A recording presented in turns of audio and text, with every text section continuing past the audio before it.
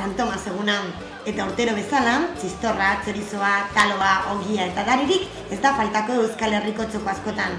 Donostian, zalantzizpirik gabe, Doña Korkona etxerria izango da protagonista.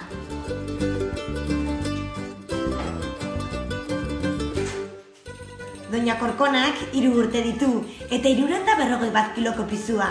Leitzako Arro baserrian hasi du Kristina Zaralegik.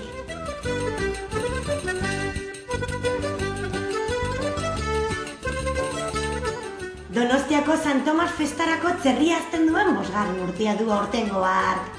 Ez ordea, Zaralegitarrek. Leheno hain dela berrogeita urte eta nire atxezen egamaten erantzun. Eta gizatik nola bat utzi zuen. Eta hain dela 5 urte berretzen bat zidenei aukera bai. Aberra mana iron da, hola xeak zintzen.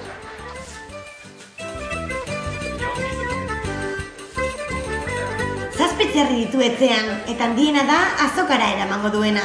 Haundina. Haundia guztetan zaila eta beti haundina alak izaten da. Eta nik ez baldin bat haundiek non batxe binartzen. Jan gehiago eman barzaio, baina dozein txerrik ematen duen lan ematen du. Kantidade gehiago. Horta igual batzen dozketen aza sobranteak eta hori bere ematen dazio. Azak eta erremolatxak eta patata batzuk eta urrek eta intxe urrek eta batxo bere bizioak.